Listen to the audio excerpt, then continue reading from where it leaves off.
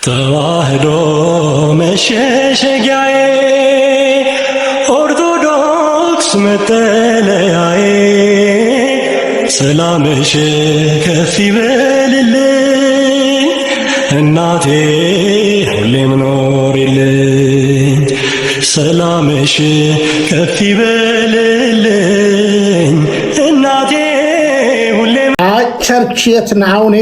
ላይሰንስ ማን ነው የሚለው? በእግዚአብሔር መንፈስ የምትመራ ዓለም አቀፍ ቤተክርስቲያን። በእግዚአብሔር መንፈስ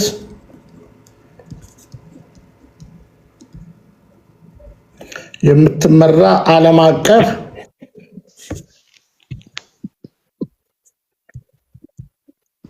እሺ፣ የት ነው አሁን ቸርች ያለው? በተለያዩ ሀገሮች አሉ። ሀላባ አለ፣ ስልጤ አለ፣ አዲስ አበባም አለ።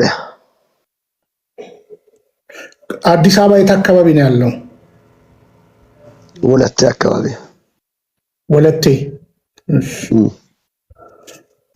እሺ ዓለም አቀፍ ስላልክ በዓለም ደረጃ ሴት የት አለ? ወንጌል እንድሰራ ልታግዛኝ ከሆነ ነው ጽሑፉን እየጻፍክብኝ ስለሆነ። ዓለም አቀፍ ስትል በዓለም ደግሞ የት አለ? ሀገር አቀፍ ነው እስካሁን የጠራህልኝ። ወደፊት እንደርሳለን። ትንቢት ነው። እሺ እሺ። ዶክትሪን አለክ? አዎ አለኝ። እሺ ዶክትሪንን ንገረን። ዶክትሪን ማለት እኔ በአብ በወልድ በመንፈስ ቅዱስ አምናለሁ። እሺ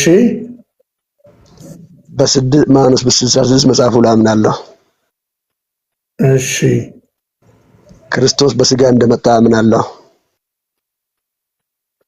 እሺ ሙታን ትንሣኤ አምናለሁ። እሺ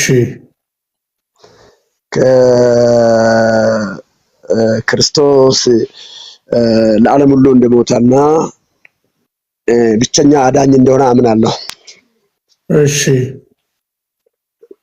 ወዘተ ወዘተ። እሺ በካውንስሉ ስር ትመራለህ? አዎ። እሺ አምስቱ ሶላን ትቀበላለህ? ይቀበላለሁ።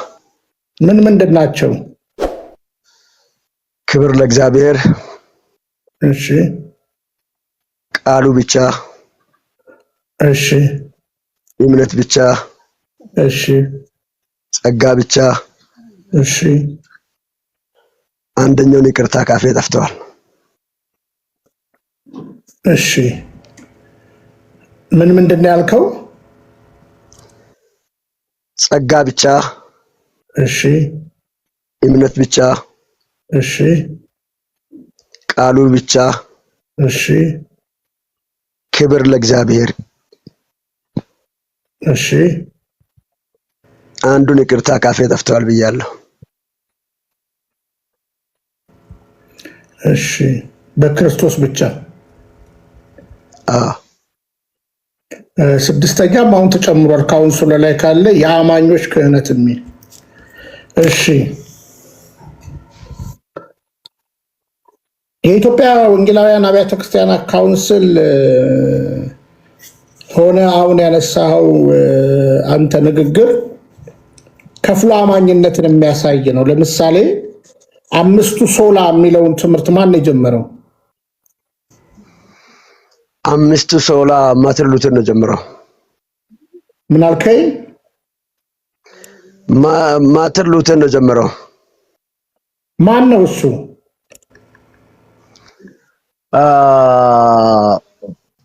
ከካቶሊክ ቤተክርስቲያን ጥያቄ ተፈጥሮበት አስተያየቶችን አቅርቦ የወጣ 99 ጥያቄዎችን አቅርቦ የወጣ የጊዜ ነበረው። ከአንድ በለው ወይስ ቄስ የክርስትና እምነት ወይም ፕሮቴስታንት እምነት ያመጣው ከነ ጆን ካልቪን ጋር አብሮ የነበረው አስተማሪ ልበለው። ከነ ጆን ካልቪን ጋር ነበረ ማርቲን ሉተር አልነበረውም። ትንሽ ወደ ታች ይበጣል። እነ ጆን ካልቪን ትንሽ ቀደም ይላሉ ከማርቲን ሉተር። እሺ የማርቲን ሉተርን መጽሐፍ አንብበህ ታውቃለህ? በክፍሉ ነው፣ ብዙም ለማያነበው ያላየዋቸውን አያው ብዬ አላወራም። በክፍል ነው በትንሹ ኦኬ እሺ መቼም ቀልዱን እንደ እንትን እናድርግና ለምሳሌ መጽሐፍ ቅዱስ 66 የሚል ብለሃል አይደለ? በመጽሐፍ ቅዱስ ላይ 66 መጽሐፍ ቅዱስን ተቀበሉ የሚል ቦታ አለ? 66 መጽሐፉንም ተቀበለ የሚል የለም፣ 81ንም ተቀበለ የሚል የለም። ኦኬ ስለዚህ እሱን ጥያቄ ብታመለክተው ለመጽሐፍ ቅዱስ ማህበር እሱን ወደዛ ነው የምትመራው። አይ አንተ እኮ ነው ያልከው 66 መጽሐፍ ቅዱስን አምናለሁ አልክ። 66 መጽሐፉን አምናለሁ፣ 81ዱ የተባለበትን ምክንያቶችን በትክክል አውቃቸዋለሁ። ምንድነው 81ዱ የተባለበትን ምክንያት? 15 መጽሐፍቶች ተጨማሪ አሉ። እሺ እነኚህ መጽሐፍቶች በጨለማ ዘመን ላይ እንደተጻፉ በትክክል እሺ ማስረጃ ስጠን እስኪ። በጨለማ ዘመን ከህይወት ኔትወርክ ነው ያስወጣው። ተረጋጉ። ጥሩ ነው። ፕሮቴስታንቶች ከምትሰድቡኝ እንደ ወንድማችን ገብታችሁ ጠይቁ፣ ችግር የለም። እኔ አሁን የወጣውበትን ነገር በደንብ እንታዩልኝ ማለት ነው። እሺ በጨለማ ዘመን ላይ ነው የተጻፉት እያለን ነው። እሺ ኔትወርክ ይመስለኛል። ወያ አቢሲኒያ እንዴት ነህ? ላሴ መስገን ቢኒሻ እንዴት ነህ? አለልኝ አለው ወንድም አለም። ቪዲዮ ክፈት አብዲ።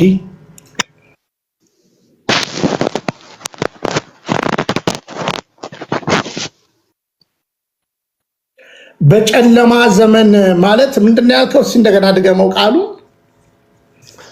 በጨለማ ዘመን ላይ እግዚአብሔር ዝም ባለበት ዘመን ላይ የተጻፉ መጽሐፍቶች ናቸው ብዬ አምናለሁ። እኔ እግዚአብሔር ዝም ያለበት ቀና ጊዜ አለ እንዴ?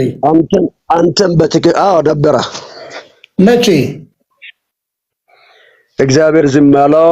ከሚልክያስ ጀምሮ እስከ መጥምቁ ዮሐንስ ድረስ እግዚአብሔር ዝም ብሏል። ማስረጃ 400 ማስረጃ በየት መጽሐፍቶችን የምታገኛቸው? እሱን መጽሐፍ ቅዱስ ላይ የምታገኛቸው በታሪክ መጽሐፍቶች፣ በትውፊት አምጣሲ። በትውፊትም በምንም በታሪክ መጽሐፍ እግዚአብሔር ዝም ያለበት ዘመን የሚል አምጣ። እሺ ከሚልክያስ ጀምሮ እስከ መጥምቁ ዮሐንስ ድረስ የነበረውን ነብይ ግለጥልኝ ለኔ። ምን አልከኝ? ከሚልክያስ ጀምሮ እስከ መጥምቁ ዮሐንስ ድረስ ያለውን ነብይ ግለጥልኝ። በጊዜ እያገለገለ የነበረውን ያን ጊዜ ክፍተት የነበረውን ነብይ በትክክለኛው እግዚአብሔርን ትንቢት እያመጣ መልእክቱን ክፍተት ነበረ የሚል መረጃ አሳየ። ለምሳሌ የሚልክያስ መጽሐፍን መዝጊያ አንብበኳል? ትንቢተ ሚልክያስን ምን ይላል? እና አንብበው፣ ምን ችግር አለ? አሁንም እናነባለን።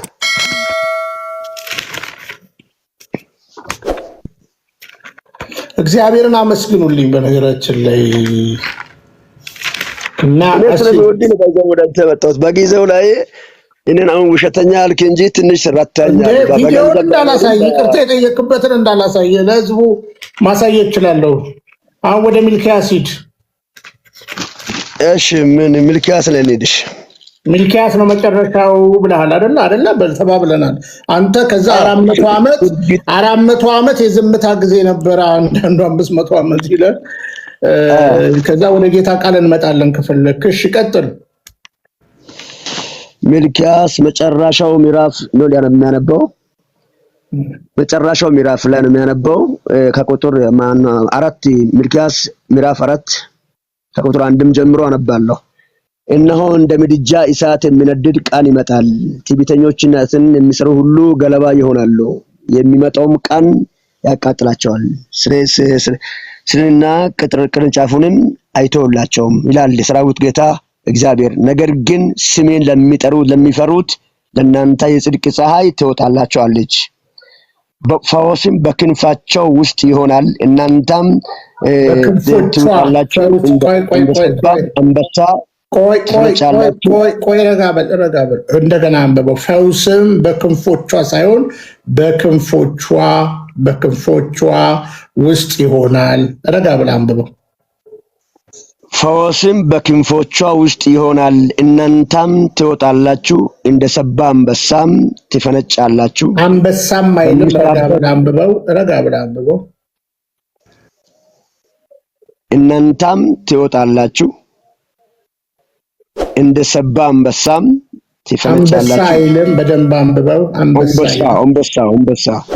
አንበሳ ትፈነጫላችሁ። በሚሰራበት ቀን በደለኞች ከእግራችሁ ጫማ በታች አመድ ይሆናሉና እናንተም ትረግጣቸዋላችሁ ይላል የሰራዊት ጌታ እግዚአብሔር። ለእስራኤል ሁሉ ሥርዓትንና ፍርድን አድርጌ በክሬብ የያዝሁትን ቀስ ብላ በኮሬብ ያዘዝሁትን የባሪያዬን የሙሴን ሕግ አስቤ እነሆ ቃላትና ረጋ በልና አንብብ። አስቤ አይልም።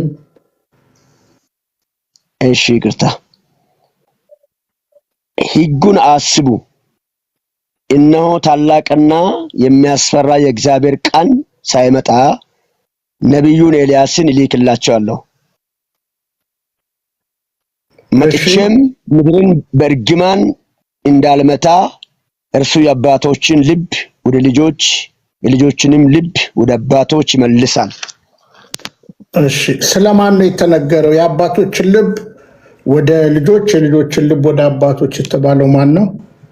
ክርስቶስ ነው። ክርስቶስ ነው። እሺ፣ የአባቶችን ልብ ወደ ልጆች የልጆችን ልብ ወደ አባቶች ነው የሚለው። እሺ፣ ማን ኤልያስን ልክላቸዋለሁ አለ አይደል? ኤልያስን ልክላቸው ብሎ ስለ እንደዚህ ነው የምለው። ማን ነው ኤልያስ ማለት ትክክለኛ ኤልያስ ማለት አይደለም። ኢየሱስ ራሱም እኮ ኤልያስ መጥቶላቸዋል ብሏል እኮ ራሱ ነው የሚናገረው። ኤልያስ ሲል ማንን ነው የሚያመለክተው? ኢየሱስን ራሱን ነው የሚያሳየው። ኤልያስ የሚለውም ኢየሱስን ነው የሚያሳየው። እሺ፣ እንግዲህ አንተ በምትለው ነው አሁን የምለው። እሺ፣ ስለዚህ አሁን የመጨረሻው ትንቢት ሚልኪያስ ነው አይደል? እሺ፣ ሚልኪያስ ከሆነ በኋላ አሁን እዚህ ጋር 400 ዓመት ወይም 500 ዓመት የጨለማ ዘመን የሚል አለ ብያለሁ እኮ። ይኸውልህ በዚህ ሚልኪያስና በማቴዎስ መጽሐፍ መካከል ላይ የሚገኙ ክስተቶች አሉ። ምን? እስኪ ማስረጃ አሳየን። ለምሳሌ እዚህ ጋር ክርስቶስ ኢየሱስ ይመጣል ተብሏል። አልመጣም። ይመጣበት መንገድ ክርስቶስ ይመጣል ብሏል ሚልኪያስ። አልመጣም። እሺ፣ አልመጣም ነው ያልከው? ነው በጊዜ አልመጣም። ሚልኪያስ ይሄንን ቃል በሚናገርበት ሰዓት ላይ አልመጣም። እሺ፣ ቆይ ሚልኪያስ ይሄን ተናገረ አይደለ? በሚልኪያስና በማቴዎስ መሃል የገባ ሌላ መጽሐፍ ነበረ? 500 ዓመት ዝም የተባለበት ማስረጃ አለ ወይ? መጽሐፍ ቅዱሳዊ እኛ በምናምንበት የለም። እናንተ በምታምኑት አለ። እኛ በምናምንበት በዚህ ዘመን 500 ዓመት የዝምታ ጊዜ አለ ብላ ኦርቶዶክስ ታስተምራለች የሚል መረጃ አምጣ። ኦርቶዶክስ ታስተምራለች የሚል መረጃ አምጣ። አታስተምራለች የሚለው እኮ ድርጊቶቿ ናቸው እኮ እንትን የሚያሳየው። ለምሳሌ 66 መጽሐፉን ማትቀበል ከሆነ ሌሎች ለምሳሌ እና በውስጡ የሚገኙ መጽሐፍቶች ስለ ዶሮ ስለ ብቻ አሉ፣ ብዙ መጽሐፍቶች አሉ። ስለ ዶሮ፣ ስለ ባሮክ መጽሐፍ የባሮክ መጽሐፍ በሚልኪያስ እና በማቴዎስ መሃል ነው ያለው። 15ቱ መጽሐፍ በሚልኪያስ እና በማቴዎስ መሃል ነው ያለው ብላን ኦርቶዶክስ የምታስተምረው? መሃል አለ ብላ አታስተምርም፣ ግን ነገሩን እንደዚህ ነው የምትረዳው። ተጨማሪ መጽሐፍ አድርገህ ነው የምትረዳው። 15ቱን ጭማሪ መጽሐፍ ታውቃቸዋለህ? አውቃቸዋለሁ። መጽሐፉን ሊያወጣ ብዬ ነው እየተነሳሁ ያለሁት። እሺ ሲያውጣቸው አይ እንትኑ እኔ ባይዘው ኦርቶዶክስ መጽሐፍቶች ኦርቶዶክስ ጻፊዎች የጻፏቸውን መጽሐፍቶችን አነባለሁ። ጎበዝ።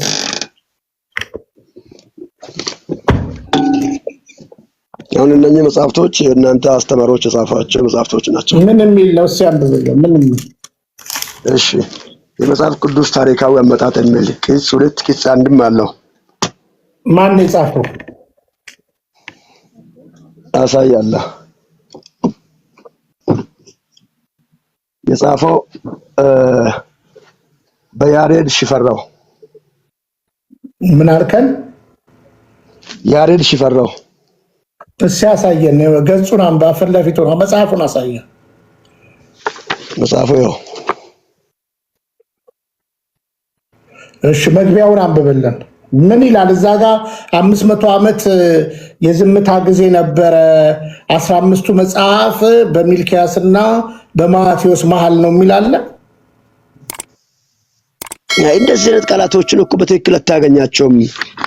እናንተም እንደዛ አታስተምሩም። ግን ይሄንን ጥያቄዎችን የምትመረው ወደ መጽሐፍ ቅዱስ ማህበር ነው። እኛ ግን ምናምነው 66 መጽሐፉ ትክክለኛ ሙሉ መጽሐፍ ናቸው ብለን እናምናለን። አንተም ስታምን እንደነበርከው ከዛ ቅጤ መጽሐፍቶች ሁሉ ተጨማሪዎች ናቸው ብለን ምናምነው። ተጨማሪ እንደሆነ በእናንተ መጽሐፍ ላይ የሚቀመጠው በገጹ ጫፍ ላይ የሚቀመጥ ተጨማሪ መጽሐፍቶች ብላችሁ በምታስቀምጡበት በዚሁ ራሱ ማወቅና መረዳት ይቻላል። 15ቱ መጽሐፍ በእኛ መጽሐፍ ቅዱስ ላይ 15ቱ መጽሐፍትን ተጨማሪ መጽሐፍ ናቸው ብለን በታችኛው ህዳግ ላይ እንጨምር ጽፈናል። እሱን አይቻለሁ። አሁን በእጄ ባይኖርም የሆነ ጊዜ በሆነ መጽሐፍ ላይ ተጨማሪ መጽሐፍ በሚለው አይቻለሁ 80ዱ ላይ። ኦኬ። ስለዚህ አሁን አንተ ያየኸው ምናልባት በ39ኙ መጽሐፍና በ15ቱ መጽሐፍ ተደርጎ ከዛ በኋላ አዲስ ኪዳን ስለተደረገ እነዚህ 15ቱ መጽሐፍ ተብሎ የተጻፈውን ያየኸው ማለት ነው። እሺ ግን አላነበብከውም። ከላይ ምን እንደሚል አላነበብከውም አይደለ? 80ዱን በእርግጠኝነት አልዋሽም። አንተ ቅድም እንዳልከው ሽትን እፈራለሁ። 80ዱን አላነበብኩም። ግን አሁን ያለው መጽሐፍቶች የእግዚአብሔርን ሕልውና የእግዚአብሔርን ታላቅነት ለመግለጥ በቂ ናቸው ብዬ አምናለሁ። 15ቱ መጽሐፍ የእግዚአብሔርን ሕልውና የማይገልጡ ናቸው ብለህ ማስረጃ አለ ታመጣለህ?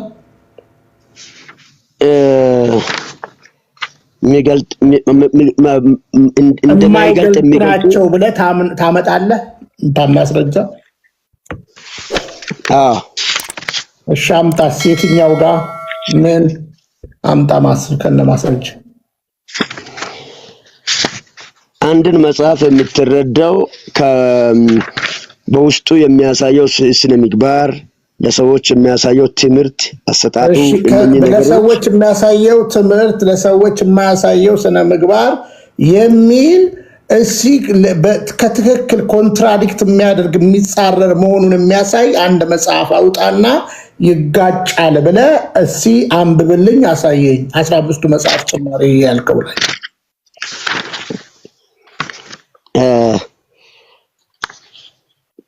ለምሳሌ ስለ መጠጥ፣ ስለ ሙታን ምንድነው ስለ ሙታን ተስካር የመሳሰሉት ብዙ ነገሮችን አንብቤያለሁ። ስለ መጠጥና ስለ ሙታን ተስካር ከ15ቱ መጽሐፍ ላይ የተጻፈውን አውጣና አሳየኝ። እኔ ታውቃለህ፣ እኔ ውሸት አልወድም እና አሳየኝ። ምንም እየዋሸሁ አይደለም፣ አሳየኝ።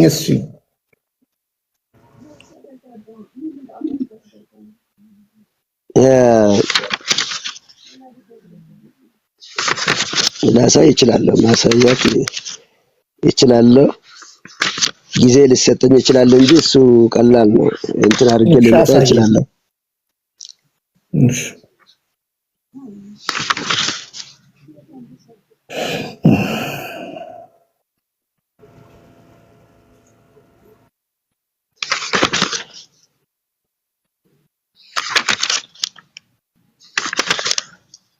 የሰውየው መጽሐፍ ግን አላነበብክልንም። መግቢያው ያሬድ ሽፈራው ነው ያልከው? መግቢያው ደስ ያንብብልን። ያሬድ ሽፈራው መጽሐፍ ነው። መግቢያው ትልቅ መጽሐፍ እኮ ነው። በጣም ትልቅ መጽሐፍ ነው። መግቢያውን ምን ሊያነብልህ? ይኸውልህ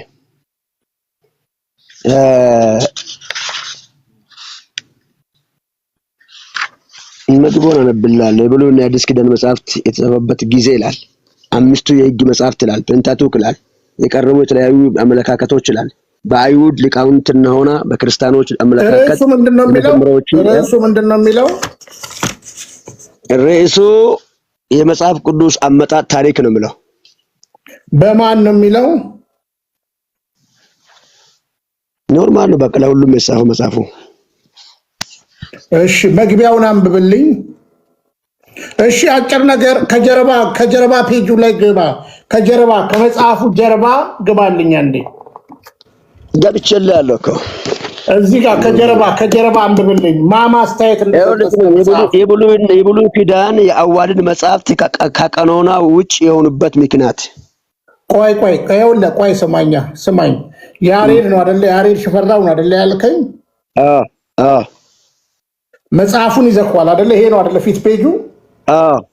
የጀርባው ፔጅ ላይ የተጻፉትን አንብብልኝ። ማን ስም አለ የተጻፉት? ከጀርባ አስተያየት ሰጡ ሰዎች በጣም ትልቅ ሰዎች የሰጡት ማን ናቸው? እሺ አንደኛ ቄስ ያሬድ ወልደ ማርያም ጻፊና የሥነ መለኮት መሐመድ ባዮ ታደሳ ጻፊና የሥነ መለኮት መሐመድ ጌታቸው ምትኩ ገደል የመጽሐፍ ቅዱስ ጻፊና በአጠቃላይ አሁን ያስከው መጽሐፍ የመናፍቅ መጽሐፍ ነው። ባጭር አማርኛ አይደለም። ኧረ አይደለም። ቆይ አንድ ነገር ጠይቀ። አሁን ያስከው መጽሐፍ የመናፍቅ መጽሐፍ ነው። ኧረ አይደለም። ቆይ ከጀርባ አንብብልኝ። ማማናቸው አስተያየት የሰጡት?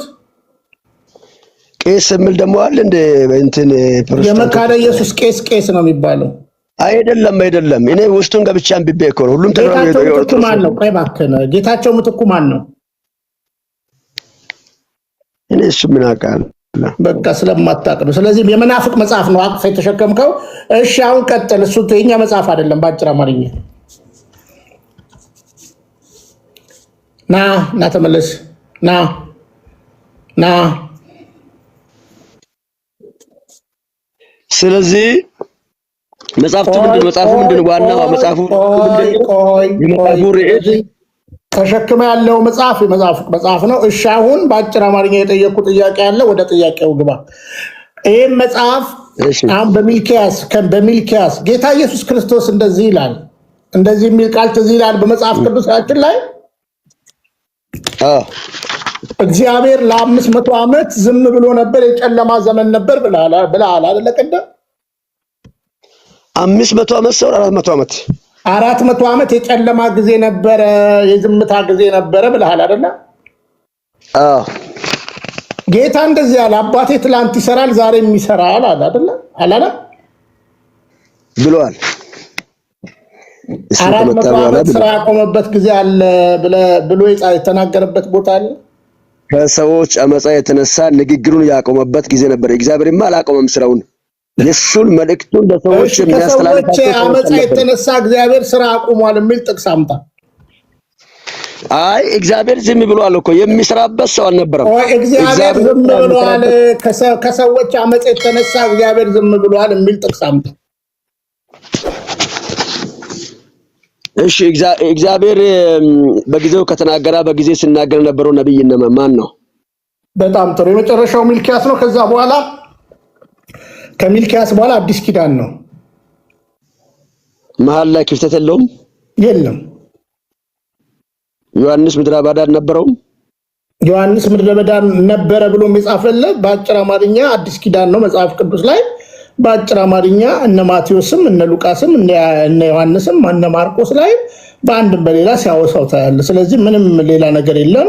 በኤልያስ መንፈስ መንገድን የሚያቀና በግልጽ አማርኛ የተነገረለት አንድም ብለን ልናስበው እንችላለን። ዞሮ ዞሮ ግን በሚልክያስና በዮሐንስ መጥምቁ ወይም በጌታችንና መድኃኒታችን በኢየሱስ ክርስቶስ መሃል የዘመን ጋፕ ነበር። 400 የጨለማ እግዚአብሔር የማይሰራበት ዘመን ነበር ከተባለ በአጭር አማርኛ ይሄ ክህደት ነው።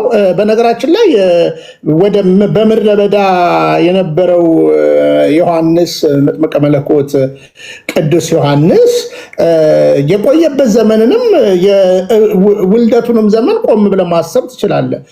ዮሐንስ መቼ ነው የተወለደው? ዮሐንስ እንግዲህ ክርስቶስ በአንደኛው ክፍለ ዘመን ክርስቶስ ኢየሱስ ሊመጣ ባለው ሰዓት ላይ ነው ክርስቶስ እሱ የተወለደው። ዮሐንስ የተወለደው አገልግሎቱን የጀመረው ማለት እሱ የተወለደ ሰው ነው። የተወለደውስ መቼ ነው? የተወለደው በትክክል አላወኩም። ዮሐንስ የተወለደበትን ዘመን አታውቀውም? የዮሐንስ እናት ማን ነች? የዮሐንስ እናት መጥምቁ ማን ነው? የዘካርያስ ኤልሳቤጥ ነች። እናቱስ? አባቱስ? አባቱማ ዘካርያስ። እሺ እማምላክ ወላዲተ አምላክ የኤልሳቤጥ ምኗ ነበረች? አክስት ወይ እንደዚህ አይነት ነገሮች ናቸው። አክስቷ ትሆናለች፣ የማርያም ዘመዷ። እሺ ዮሐንስ እማምላክ ወላዲተ አምላክ ወደ ኤልሳቤጥ ዘንድ ዘመድሽ ኤልሳቤጥ እነሆ ከጸነሰች ስንት ጊዜ ሆኗታል ተብሎ ነበር? 6 ወር ሆኗታል።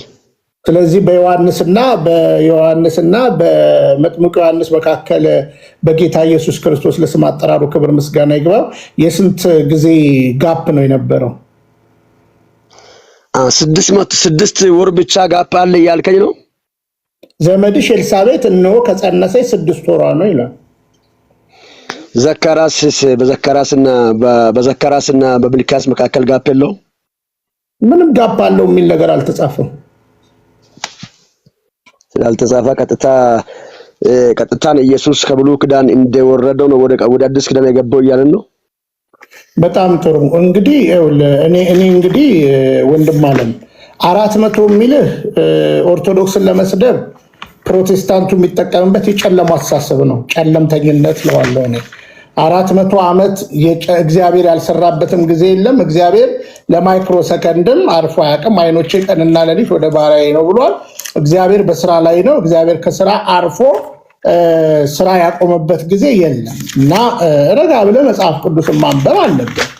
ከዛ በተረፈ ግን እንዳልኩ ነው። አሁን እኔ አሁን ወጣው የምለው ከእንደዚህ አይነት ቦታ ነው እና አሁን ለምሳሌ በደንብ ስማ የማቴዎስ ወንጌል ምዕራፍ 1 ናውጣ።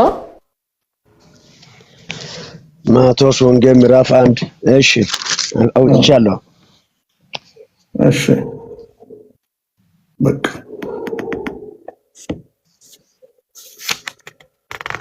የትውልድ ሐረግ ተጠቅሷል አይደለም? አይደለም? እሺ አንብበው የትውልድ ሐረጉን። የዳዊት ልጅ የአብርሃም ልጅ የኢየሱስ ክርስቶስ የትውልድ መጽሐፍ። አብርሃም ይስሐቅን ወለደ፣ ይስሐቅም ያዕቆብን ወለደ፣ ያዕቆብም ይሁዳንና ወንድሞችን ወለደ፣ ይሁዳም ከቲምራ ፋሬስንና ዛራን ወለደ፣ ፋሬስም ኤስሮምን ወለደ፣ ኤስሮምም ኤሬምን ወለደ፣ ኤሬምም አምነደብን ወለደ፣ አምነደብም ነአሴንን ወለደ፣ ነአሴንም ሰለሞንን ወለደ፣ ሰለሞንም ከሬኬብ ቦዔዝን ወለደ፣ ቦዔዝም ከሩት ኢዮአቤድን ወለደ፣ ኢዮአቤድም እሴይን ወለደ፣ እሴይም ንጉሥ ዳዊትን ወለደ፣ ንጉሥ ዳዊትም ከኤርዋ ሚስት ሰለሞንን ወለደ፣ ሰለሞንም ሮብዓምን ወለደ፣ ሮብዓምም አብያን ወለደ፣ አብያም አሴፍን ወለደ፣ አሴፍም ኢዮሴፌጥን ወለደ፣ ኢዮሴፌጥም ኢዮራምን ወለደ፣ ኢዮራምም ኦዛንን ወለደ፣ ኦዛንም ኢዮአቴምን ወለደ። ኢዮአቴምም አካዝን ወለደ። አካዝም ሕዝቅያስን ወለደ። ሕዝቅያስም ምናስን ወለደ። ምናስም አሞጽን ወለደ። አሞጽም ኢዮሳስን ወለደ። ኢዮሳስም በባቢሎን ምርኮ ጊዜ አካናንንና ወንድሞችን ወለደ። ከባቢሎንም ምርኮ በኋላ አካናንን ሰላትያልን ወለደ። ሰላትያልም ዘሩባቤልን ወለደ። ዘሩባቤልም አብዮድን ወለደ። አብዮድም ኤልያቄምን ወለደ። ኤልያቄምም አዛርን ወለደ። አዛርም ሴዴቅን ወለደ። ሴዴቅም አካምን ወለደ። አካምም ኤልያድን ወለደ። ኦልያድን ወለደ። ኦልያድም ኤላዘርን ወለደ። ኤላዘርም ማታንን ወለደ። ማታንም ያዕቆብን ወለደ። ያዕቆብም ክርስቶስ የተባለውን ኢየሱስን የወለደችውን የማርያምን እጮኛ ዮሴፍን ወለደ። እሺ አሁን በዚህ 400 ዓመት አሁን በደንብ ስማ እንደገና ጎበዝ አብዲ አሁንም በማስተዋል አሁን እንዳታናድዴ በማስተዋል እንደገና አንብበው ከዛ እያየን እንሄዳለን ክሊክ እያደረግን እንሄዳለን። አሁን ከመጀመሪያው ልጀምር? አዎ ከመጀመሪያው ጀምሮ ጎበዝ ቀስ እያልክ ይኸውልህ ለምን መሰለህ አሁን ይኸውልህ በደንብ ስማ ገና ሲጀምር ምንድን ነው የሚለው ቀጥል የዳዊት ልጅ አብርሃም ልጅ የኢየሱስ ክርስቶስ የትውልድ እንደዚህ ቆይ ይረጋበል የዳዊት ልጅ የአብርሃም ልጅ የኢየሱስ ክርስቶስ ትውልድ መጽሐፍ ሼር ኮፒ ሊንክ አድርጉልን ሁላችንም እንድንማር ነው። 400 ዓመት የጨለማ ዘመን 400 ዓመት እግዚአብሔር ያልሰራበት ዘመን ብለው ኦርቶዶክስን በዚህ ጊዜ ነው ክፉ መጽሐፍ አስገባች ብለው በውሸት የሚከሷት እችን ለማፍረስ ስለሆነ ረጋ ብላውን በዚህ ትውልድ አረግ ውስጥ 400 የሚል ካገኘ እኔ ይቅርታ ጠይቃለሁ። አሁን ቀጥል ከስርም ልምጣ ከስርም አለ እኮ ከላይ ጀምር አይዞህ ከ17ም ላይ ሐሳቡ የሚገልጽ አለ። ቆይ ቀጥል ከመጀመር ከላይ የብሉይ ኪዳን ሐሳቦች ናቸው እኮ ነገር ግን ሚካስ ብሉይ ኪዳን ላይ አይደል እንደ ያለው? አዎ ቀጥል የዳዊት ልጅ የአብርሃም ልጅ የኢየሱስ ክርስቶስ ትውልድ መጽሐፍ። አብርሃም ይስሐቅን ወለደ። ይስሐቅም ያዕቆብን ወለደ። ያዕቆብም ይሁዳንና ወንድሞችን ወለደ። ይሁዳም ከቲመራ ፋሪስን ወለደ። ፋሪስንና ዛራን ወለደ። ቆይ ከተመራ አይደለም የሚለው ከቲመሃር ፋሪስንና ዛራን ወለደ። ጎበዝ ፋሪስም አሴሮምን ወለደ። ኤሶሮምም አሬምን ወለደ። ቆይ ኤስሮምን ወለደ ከባለ በኋላ ኤስሮምም አራምን ወለደ። ቀስ እያልክ አራምን ወለደ። አራምም አብናዴብን ወለደ። አብናዴብም ናሴንን ወለደ። ናሶንን ወለደ። ናሶንም ሰለሞንን ወለደ። አይደለም ሰልሞንን ወለደ። ሰልሞንም ከራኬብ ቦዔዝን ወለደ። እሺ ቦዔዝም ከሩት ኢዮቤድን ወለደ። ኢዮቤድን ወለደ። ኢዮቤድም እሴይን ወለደ። እሺ እሴይም ንጉሥ ዳዊትን ወለደ። አሁን ቆይ አሁን ከአብርሃም ጀምሮ እስከማመጣ ማለት ነው እስከ ዳዊት ደረሰ። ጎበዝ ቀጥል። አሁን እሱ ጋር ያዝልኝ ከዛ ልንቀጥል ነው። ዳዊት ላይ ደርሷል። ንጉሥ ዳዊትም ከኤሮ ሚስት ሰለሞንን ወለደ። ቆይ በደንብ አንብብ። ንጉሥ ዳዊትም ከኤሮ ሚስት ሰለሞንን ወለደ። ከኦሪዮ ሚስት ሰለሞንን ወለደ። ሰለሞንም ሮብዓምን ወለደ። ሰለሞንም አይደለም ሶሎሞንም። እሺ ሶሎሞንም ሮብዓምን ወለደ። ጎበዝ። ሮብዓምም አብያን ወለደ። እሺ አብያም አሴፍን ወለደ። እሺ አሴፍን ቆይ አሳፍም እሺ አብያም አሳፍን አሴፍን አይደል አሳፍን ወለደ። እሺ አሳፍን ኢዮሴፌጥን ወለደ። ኢዮሳፍጥን ወለደ። እሺ ኢዮራምን ወለደ። ኢዮራምም ኦዛንን ወለደ። ኦዛንም ኢዮአቴምን ወለደ። ኦዚያንን እያስተዋልከም ኦዛንን ወለደ። ኦዛንም ኢዮአቴምን ወለደ። ኢዮአታንም አካዝን ወለደ። እሺ አካዝም ሕዝቅያስን ወለደ። እሺ ሕዝቅያስም ምናሴን ወለደ። እሺ ምናሴም አሞጽን ወለደ። እሺ አሞጽም ኢዮስያስን ወለደ።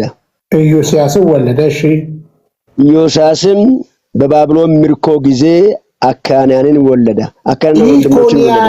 ኢኮንያንን እና ወንድሞችን ወለደ። አሁን በደንብ ስማ። አሁን ማጋ አሁን እዚህ ጋር የምታውቃቸው ከትንቢት መጽሐፍቶች አሉ አይደለ? ምን አሉ? ለምሳሌ የትንቢት መጽሐፍት ሕዝቅያስም አለ። ሕዝቅያስ በእርግጥ እንትን መጽሐፍት ባይሆንም እሱ ብቻ ባቢሎን ምርኮ ደርሰናል አሁን። እሺ ባቢሎን ምርኮ አንድ ዘመን አድርገን እንኳን ብንችል እዛ ጋር እንኳን ቀጣይ ባለው ቦታ ላይ አሁን ከባቢሎን ምርኮ በኋላ አካንያንን ወለደ። ኤኬንያንን ወለደ። ኢኮንያን ሰላትያን ወለደ። እሺ ሰላትያን ዘሩባቤልን ወለደ። እሺ ዘሩባቤል ትዝላል። ዘሩባቤል የቱ ጋር የተጻፈው በብሉይ ኪዳን? ዘሩባቤል በታሪክ መጽሐፎች የሚገኘው። ምን አልከኝ? በታሪክ መጽሐፍ ውስጥ ነው የሚገኘው ዘሩባቤል። ትንቢት መጽሐፍ አይደለም እሱ፣ ከታሪክ መጽሐፍ አንዱ ነው የሚቆጠረው። ምኑ ጋር ነው ያለው የዘሩባቤል እንትን? የዘሩባቤል መጽሐፍ ከነህምያ ቀጥሎ። እሺ ቀጥል። ዘሩባቤልም አብዮድን ወለደ። እሺ አብዮድም ኤልያቄምን ወለደ። አብዲዩን ኤልያቄምን ወለደ። እሺ ኤልያቄምን አዛርን ወለደ። አዛርም ሴዴቅን ወለደ። ሴዴቅም አኬምን ወለደ። ቆይ ሳዶቅም እያልክ አስተካክል። ሳዶቅም ኤኬምን ወለደ። ኤኬምም ኤልዩድን ወለደ። እሺ ኤልዩድን ወለደ። ኤልዩድም አልዓዛርን ወለደ። አልዓዛርም ማታንን ወለደ። ማታንም ያዕቆብን ወለደ። እሺ ያዕቆብም ክርስቶስ የተባለውን ኢየሱስን የወለደችውን የማርያምን እጮኛ ዮሴፍን ወለደ። ጎበዝ። አሁን ቀጥል። ከዚህ ቀጥሎ ያለውን ነው መንካት አለብን። ቀጥል። ንካው። እንግዲህ ትውልድ ሁሉ ከአብርሃም እስከ ዳዊት 14 ትውልድ፣ ከዳዊትም እስከ ባቢሎን ምርኮ 14 ትውልድ፣ ከባቢሎን ምርኮ እስከ ክርስቶስ 14 ትውልድ። እሺ ስለዚህ አሁን እዚህ ከባቢሎን ምርኮ በኋላ እስከ ክርስቶስ ድረስ 14 ትውልድ አለ። ተጽፏል እኮ ትውልዱ የት አለ? እዚህ ጋር አልተጠቀሰም። አንብባ 3 ክፍል እኮ ነው ያለው። እንደገና አንብብ። እንግዲህ ትውልድ ሁሉ ከአብርሃም እስከ ዳዊት 14 ትውልድ፣ ከዳዊትም እስከ ባቢሎን ምርኮ 14 ትውልድ ከባቢሎን ምርኮም እስከ ክርስቶስ 14 ትውልድ ነው። የኢየሱስ ክርስቶስም ልደት እንዲህ ነው ብሎ ይቀጥላል። በጣም ጥሩ። ስለዚህ አሁን 42ቱ ትውልዶች አሁን አንዴ ቁጠራቸው። ከአብርሃም ጀምረ ቁጠር ስንት እንደሆኑ 14 እያለ 3 ጊዜ 14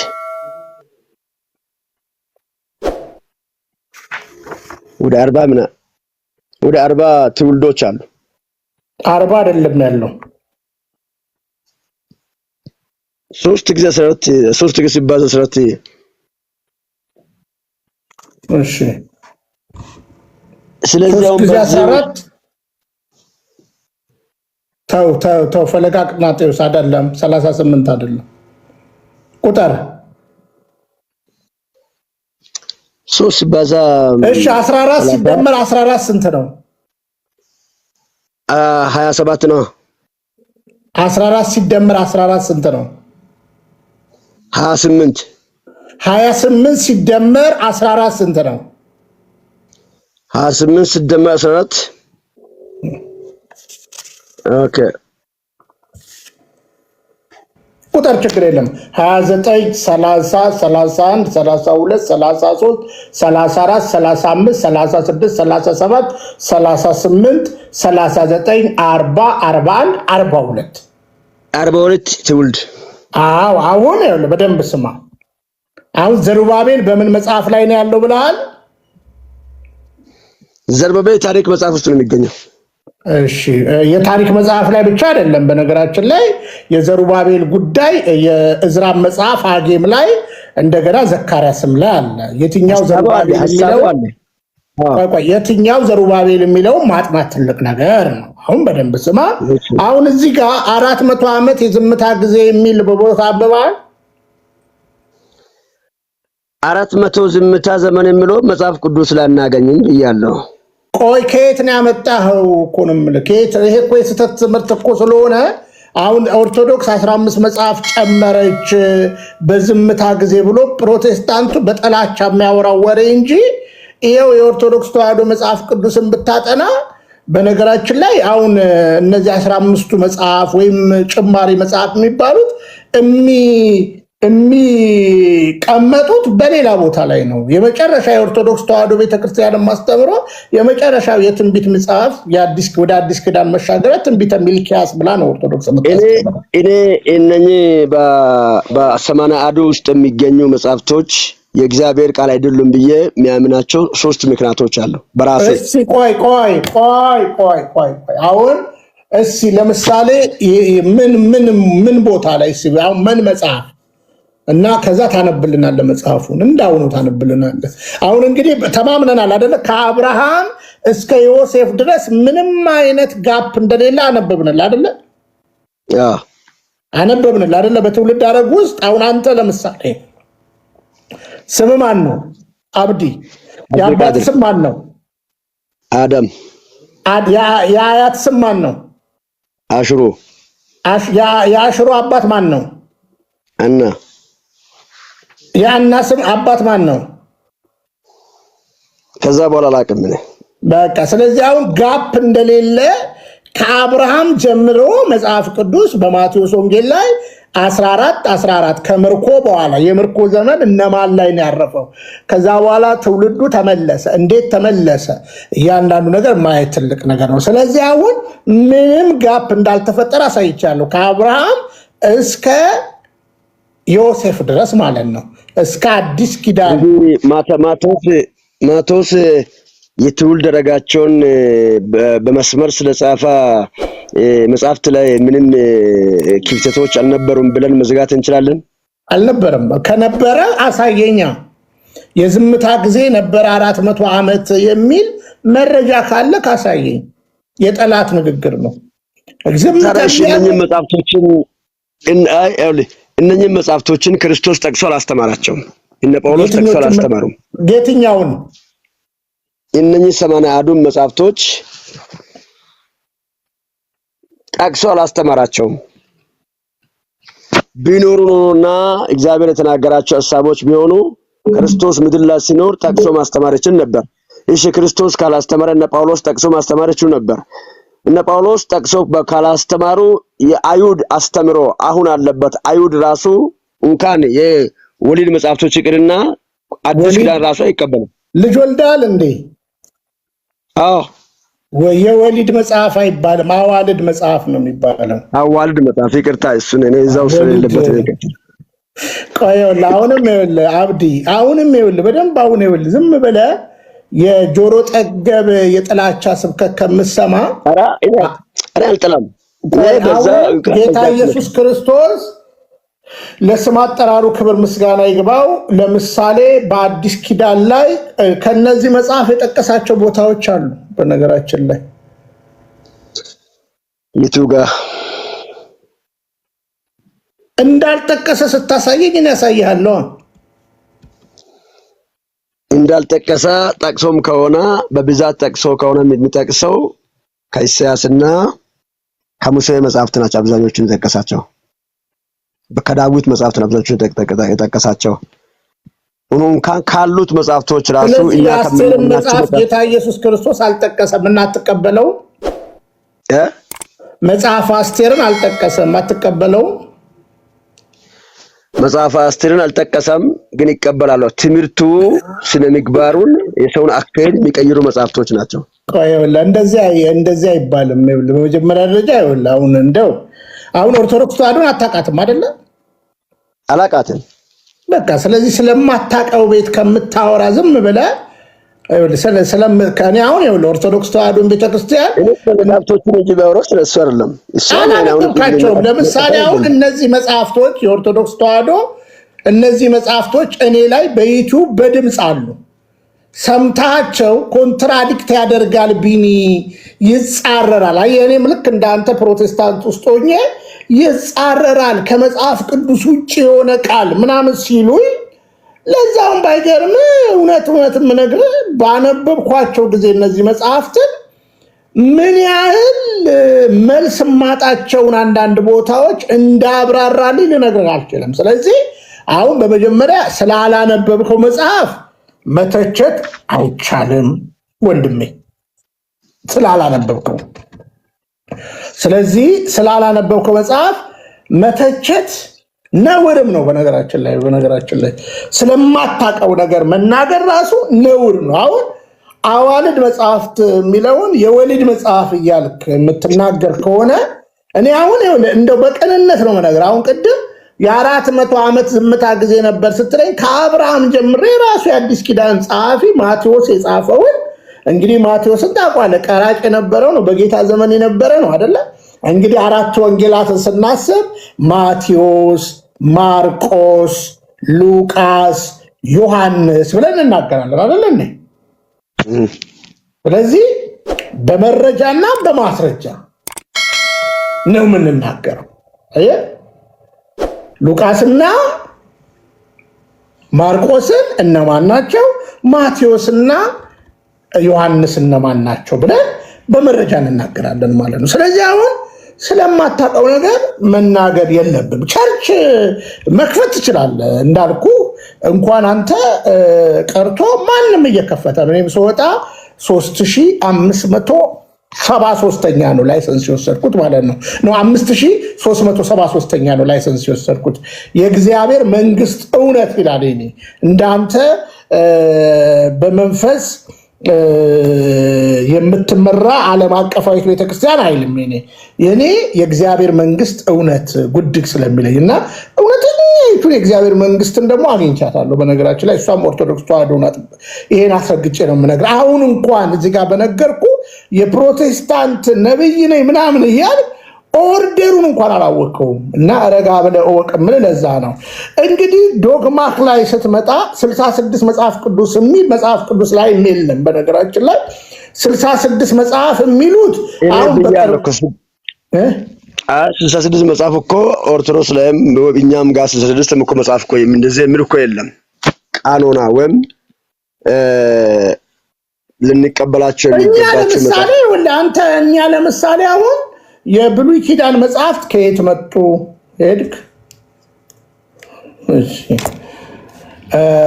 ነቃችሁ አይደል? አሁን እንግዲህ ቅድም ለዋቢነት እንግዲህ ተሸክሞት ያለው የመናፍቅ መጽሐፍ ነው። ይህንን ነው እና እንግዲህ መብታቸው ነው።